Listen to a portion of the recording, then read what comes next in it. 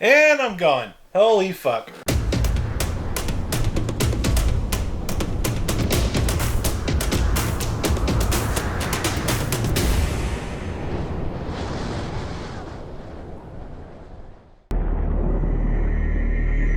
How can something that big just disappear? Did you plant those? No.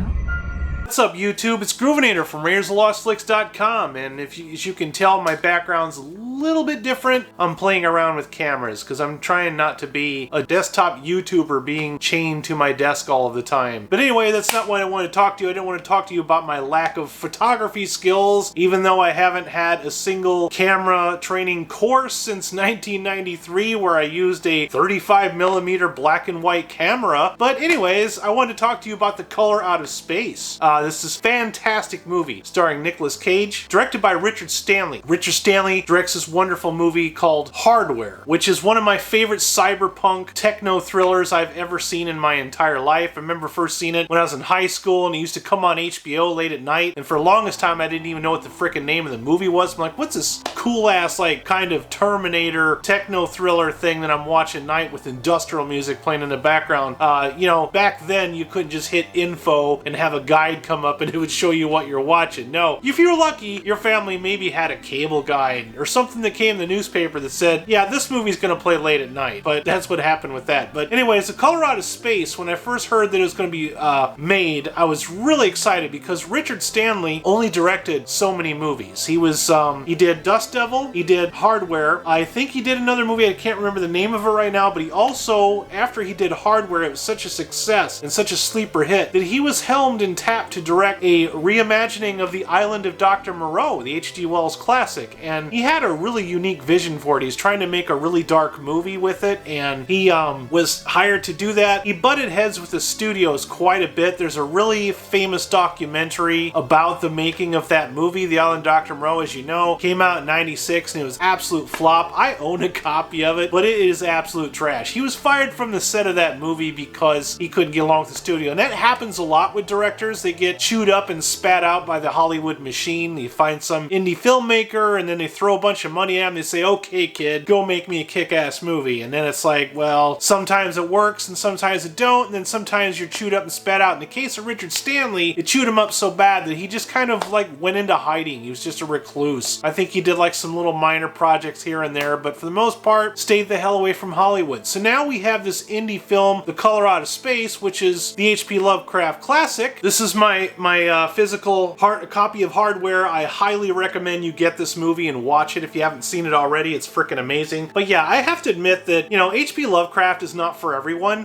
Couple things with H.P. Lovecraft. He is public domain, so all of his stories can be done by literally anyone that wants to do it. There's no rights involved, you know. But Lovecraft is not popular because of two reasons. For one, H.P. Lovecraft himself was a famous racist asshole. Okay, so that's not really popular, you know. But even if you take out the element of racism, the guy really didn't like people very much. And a lot of his stories deal with humanity being this insignificant little cog in this giant universe of horrible things that humans are not capable of understanding. And that's what they mean by cosmic horror. It doesn't just mean, you know, aliens coming down and doing things. And there is some of that in his stories, but it's mostly the fact that there are things out in the universe that are much older and more terrible than you can possibly imagine, and just the very comprehension, the very thought of these things would drive you insane. And that's exactly what Color of Space, Out of Space is. Color of Space. Color Out of Space. I'm gonna have to have outtakes at the end of this video. But yeah, so as you know, Nicolas Cage, I can't remember all the names right now because I don't have it right in front of me, but he and his family, they're living on a farm. They do make it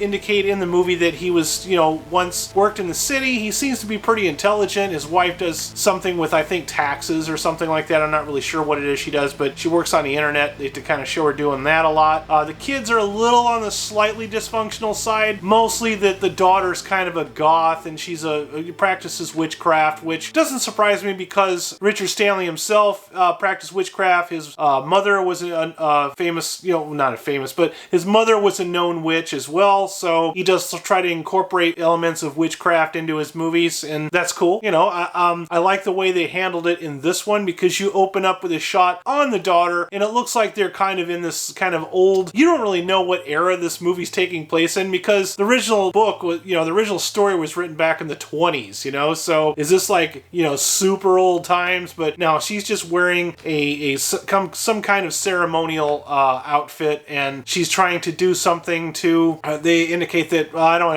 want to leave too many spoilers out, but I'm not going to tell you why she's doing a ritual, but it opens up on that, and it kind of gives you a little bit of a subversion of expectation as to what time period this is set in, but then you find out that this is definitely modern times, so it's a modern take on the movie. But then we kind of set up the family a little bit, just a little bit, not too much, and then a meteorite hits the planet, and then out of this meteorite, things start going ape shit, like it gets into the ground, it gets into the water, and things start mutating and transforming. If you've seen the movie Annihilation, it borrows a lot of its concepts from H.P. Lovecraft. In fact, a lot of movies that you probably have seen have borrowed from Lovecraft. I think, personally, in my opinion, the best director that's gotten Lovecraft right is John Carpenter, and not necessarily his more famous movies. I'm talking about John Carpenter's The Thing, which, as you know, flopped when it came out, but then developed a cult following later. But then we had Prince of Darkness, which is a criminally underrated film. That movie was super unsettling and gave me like goosebumps when I watched it. I didn't watch it until like maybe a year or so ago, and I'm like, wow, why have I never seen this movie before? And it's kind of underrated, you know what I mean? And then there's The Mouth of Madness,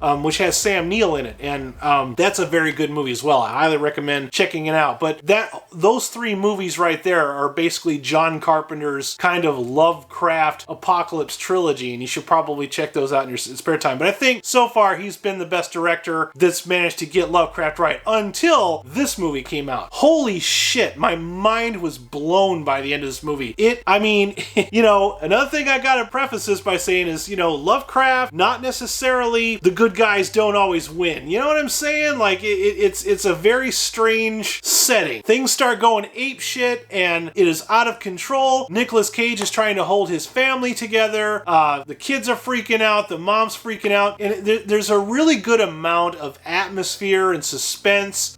Use of special effects, both practical and digital. Richard Stanley is one of those directors that can do a whole lot with a very small budget, and I admire that about him. He's very much a show don't tell kind of director, which is what I always look forward to. I don't like a bunch of bullshit exposition and bullshit science in my movies. I like to just see so that I can understand what I'm watching. But yeah, this movie is amazing, and what pisses me off about this movie the most is not only that I love what I see, but it's one of the first horror movies that's come out this year that I've seen. It has a 2019 release date, but it didn't actually get into theaters until January. But there were no showings for it's just called Color Out of Space. There were no showings for Color Out of Space in my local theaters. Why?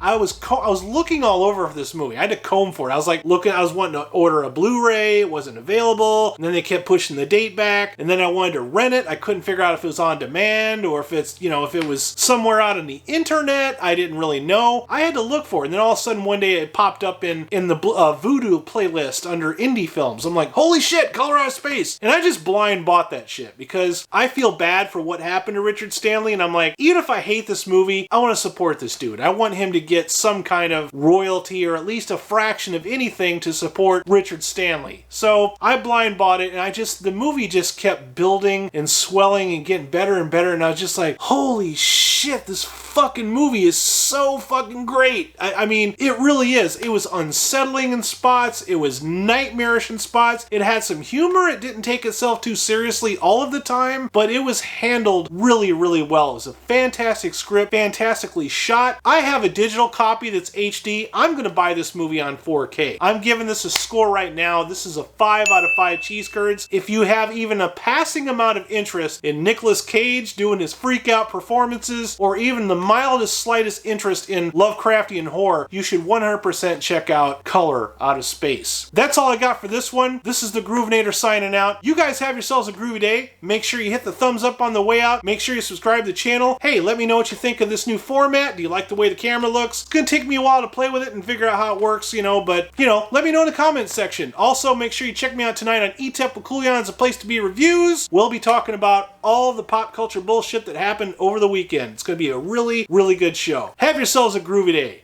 Peace.